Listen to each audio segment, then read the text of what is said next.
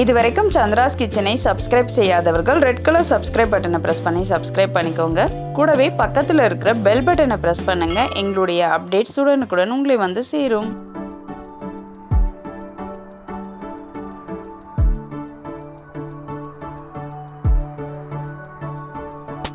Hi friends, welcome to Chandra's kitchen. இன்றைக்கி நம்ம ரொம்ப ஹெல்த்தியான ஒரு வெயிட் லாஸ் சூப் எப்படி செய்கிறதுன்னு பார்க்கலாம். இந்த சூப் ரொம்பவே டேஸ்ட்டாகவும் இருக்கும். இன்றைக்கி நம்ம பார்க்க போகிற சூப் பார்த்திங்கன்னா பார்லி சூப். வாங்க இந்த பார்லி சூப் எப்படி செய்கிறதுன்னு பார்க்கலாம். இதுக்காக நான் ஒரு பாத்திரத்தில் 1 ஸ்பூன் அளவுக்கு எண்ணெய் சேர்த்துக்கிறேன். இது கூட நான் 2 பல் பூண்டை பொடியாக நறுக்குனதை சேர்த்துடுறேன். இதை கொஞ்சம் வதக்கிடலாம். அடுத்ததாக ஒரு பச்சை மிளகாவை கீரி இதோட சேர்த்துக்கலாம். இதையும் கொஞ்சம் லைட்டாக வதக்கிடுங்க. ஒரு கேரட்டை வந்து கொஞ்சம் நீல வாக்கில் நறுக்கியிருக்கேன். கொஞ்சம் போல் பீன்ஸ் பொடியாக நறுக்குனதை இதோட சேர்த்துக்கலாம். அடுத்தது கொஞ்சம் போல் கோஸ் சேர்த்துக்கலாம்.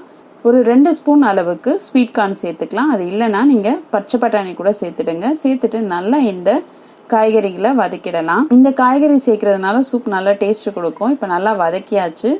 இந்த சூப்புக்கு தேவையான அளவு உப்பு சேர்த்துடலாம். கொஞ்சம் இதை வதக்கிடலாம். இப்போ காய்கறி எல்லாம் நல்லா வதங்கிடுச்சு. நம்ம ஒரு 4 டம்ளர் போல் தண்ணி சேர்த்துக்கலாம். தண்ணி சேர்த்துட்டு நல்லா கலந்துடலாம். இந்த காய்கறி எல்லாம் கொஞ்சம் நல்லா பச்சை வாசனை போயிட்டு கொதிக்கட்டும். அதுக்காக கொஞ்சம் கொதிக்க விடுங்க. இந்த கொதிக்கிற நேரத்தில் பார்லியை வறுத்துக்கலாம். ஒரு கடாயில் 50 கிராம் போல் பார்லி சேர்த்துக்கிறேன். பார்லி வந்து உடம்புக்கு ரொம்பவே நல்லது. சேர்த்துட்டு நல்லா இதை வறுத்துக்கலாம். இது வந்து கொஞ்சம் நல்ல வாசம் வரும். அந்த அளவுக்கு இதை வறுத்துக்கோங்க.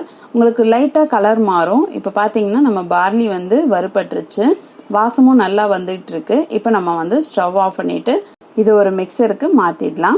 இது சூடாக இருக்கும் பொழுதே நம்ம வந்து மிக்சரில் மாற்றி அரைச்சிடணும். நம்ம பார்லியை நான் நல்லா பவுடராக அரைச்சிட்டேன். இது வந்து பார்த்தீங்கன்னா கொஞ்சம் குருணையாக நான் அரைச்சிருக்கேன். நீங்கள் நல்லாவே பவுடராக கூட அரைச்சிக்கலாம். இப்போ நம்ம காய்கறி வதக்கி தண்ணி ஊற்றினோம் இல்லையா, அது நல்லா கொதிக்க ஆரம்பிச்சிருச்சு. நம்ம ஒரு 2.5 ஸ்பூன் போல் பார்லி பவுடரை இதோட சேர்த்துக்கலாம். சேர்த்துட்டு நல்லா கலந்துருங்க. இதில் வந்து கட்டித்தன்மை தட்டும். அதனால வந்து பார்த்தீங்கன்னா நம்ம கொஞ்சம் சீக்கிரமாக நல்லா கலரணும். அப்போ தான் வந்து அந்த கட்டிப்படாமல் வரும். நல்லா இதை கலந்து விடுங்க. நல்லா பார்லி வந்து இந்த காய்கறியோடு சேர்ந்து நல்லா கொதிக்கணும். நல்லா இதை கொதிக்க விடுங்க. நம்ம வாரத்தில் ஒரு நாள் சேர்த்துக்கிட்டா கூட போதும். உடம்புக்கு ரொம்பவே நல்லது. ஏன்னா வந்து உடம்புல இருக்கிற கெட்ட நீரெல்லாம் வந்து இந்த பார்லி வெளியே கொண்டு வந்துடும். நம்ம இப்போ வந்து பார்த்திங்கன்னா கோவிட் சிச்சுவேஷனில் நிறைய பேருக்கு வந்து நிறைய இன்ஜெக்ஷன்ஸ் இந்த மாதிரிலாம் போட்டிருப்பாங்க. அப்போ வந்து நம்ம வந்து நிறைய தண்ணி வந்து குடிக்கணும். அப்போ தண்ணி குடிச்சிங்கன்னா தான் அந்த மருந்தோட தன்மைலாம் உங்களுக்கு வெளியில் வந்துடும். அப்படி தண்ணி சரியாக குடிக்காமல் இருந்தீங்கன்னா உங்களுக்கு கிட்னி அஃபெக்ட் பண்ணும். ஸோ இந்த மாதிரி நேரத்தில் வந்து நீங்கள் தண்ணி நிறைய சேர்த்துக்கோங்க. இந்த மாதிரி தண்ணி சத்து உள்ள காய்கறிகளையும் நிறைய சேர்த்துக்கோங்க. இப்போ நம்ம சூப் வந்து கொதிக்க ஆரம்பிச்சிடுச்சு. பார்லி வந்து பார்த்தீங்கன்னா நல்லா உள்ளே இருக்கிற கெட்ட தண்ணி எல்லாமே நமக்கு வந்து ஃப்ரீயாக வெளியில் கொண்டு வரும். ஸோ இந்த சூப் வந்து ரொம்ப ஹெல்த்தானதும் கூட. அதே மாதிரி வெயிட் லாஸ்க்கு ரொம்பவே நல்லது. நம்ம இந்த சூப்பை வந்து வாரத்தில் 1 இல்லை 2 நாள் நம்ம சாப்பிடலாம். இப்போ நல்லா கொதிச்சிடுச்சு. நல்லா பவுடர் ஆக்கிட்டிங்கன்னா ரொம்ப கஞ்சி மாதிரி ஆகிடும். நான் வந்து இந்த மாதிரி குருணையாக இருந்தால் எனக்கு சாப்பிட பிடிக்கும். அதனால வந்து நான் இந்த மாதிரி வச்சுருக்கேன். இப்போ பார்லி வந்து நல்லா வெந்துருச்சு. இது ஒட்டாமல் வருது பார்த்தீங்களா. இந்த மாதிரி நம்ம ஆன பின்னாடி ஸ்டவ் ஆஃப் பண்ணிடலாம். ஆஃப் பண்ணிவிட்டு நம்ம கொஞ்சம் கொத்தமல்லி தலையை சேர்த்துடலாம். இப்போ நம்மளுடைய பார்லி சூப் ரெடி ஆயிடுச்சு. இதை நம்ம ஒரு பவுலுக்கு மாற்றிட்டு கொஞ்சம் போல் மிளகுத்தூள் சேர்த்துடலாம். இந்த சுவையான பார்லி சூப்பை நீங்களும் உங்கள் வீட்டில் செஞ்சு பாருங்கள். செஞ்சு பார்த்துட்டு உங்களுடைய ஃபீட்பேக்கை எங்களுக்கு சொல்லுங்கள்.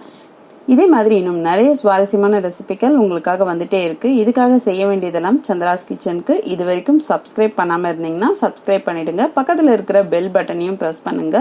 நான் இன்னொரு சுவாரஸ்யமான ரெசிபியோடு உங்களை சந்திக்கிறேன். நன்றி, வணக்கம்.